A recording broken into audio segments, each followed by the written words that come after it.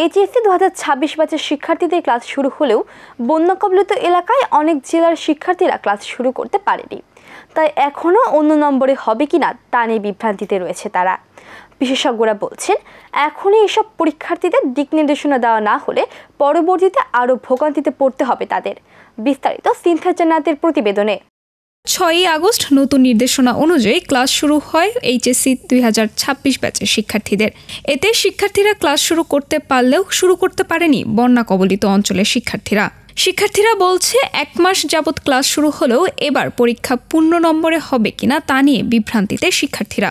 আমাদের স্কুল থেকে একটা ইন্টারনাল সিলেবাস আছে, যেটা হচ্ছে কমপ্লিটলি ফুল সিলেবাস। এটা প্রতি বছরই স্কুল থেকে দেওয়া হয় এবং বোর্ড থেকে কোনো নির্দেশনা এখন পর্যন্ত আসেনি। এটা নিয়ে আমরা বিভ্রান্তিতে আছি যে শর্ট সিলেবাস হবে নাকি ফুল সিলেবাস হবে, কারণ বন্যায় বিভিন্ন মানুষ ক্ষতিগ্রস্ত আছে, ওখানকার স্কুলগুলি অফ আছে। সো ওখানকে যদি শর্ট সিলেবাস হয় তখন আমাদের কি ফুল সিলেবাস হবে নাকি কোনটা কীভাবে হবে, তখন এইচএসসি কোয়েশ্চেনটা কীভাবে হবে ওইটা আমরা ঠিকভাবে বুঝতে পারছি না। এই নিয়ে আমরা বিভ্রান্তে আছি। এখন পর্যন্ত প্রায় 2 মাস ক্লাস হয়ে গিয়েছে, বাট যারা এখনও বন্যা কবলিত এলাকায় আছে তাদের এখনও অনেকেরই ভর্তিও হয়নি, এমনকি ক্লাসও শুরু হয়নি। এছাড়াও এখনও পরিমার্জিত বই বাজারে না আসায় ভোগান্তিতে পড়তে হচ্ছে এসব শিক্ষার্থীদের। আপাতত বোর্ড থেকে কোনো পরিমার্জিত বই দিক নির্দেশনা আসেনি, তো আমরা এখনো বুঝতে পারছি না কোন বই কিনবো। শিক্ষকরা বলছেন, বোর্ড কর্তৃক কোনো নির্দেশনা না আসায় পূর্ণাঙ্গ সিলেবাসের উপরে জোর দিচ্ছেন তারা। আমরা এখন যেটা ক্লাসে পড়িয়ে যাচ্ছে, সিরিয়ালি ওদের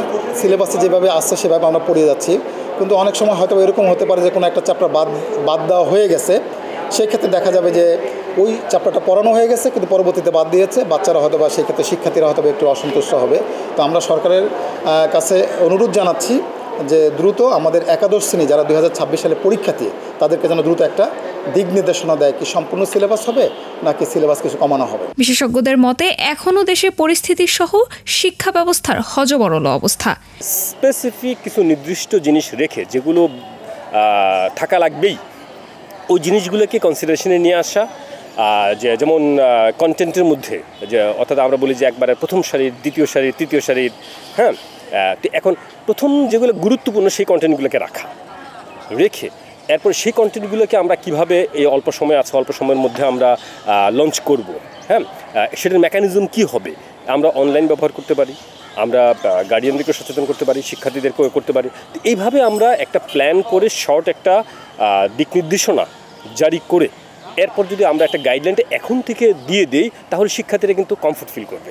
এখনই বোর্ড পরীক্ষার্থীদের জন্য তাদের সিলেবাস ও পরীক্ষা সম্পর্কে নির্দেশনা না দেওয়া হলে পরবর্তীতে আরও ভোগান্তিতে পড়তে হবে এসব শিক্ষার্থীদের। সিনথিয়া জান্নাত, আমরা করব জয়, ATN বাংলা, ঢাকা।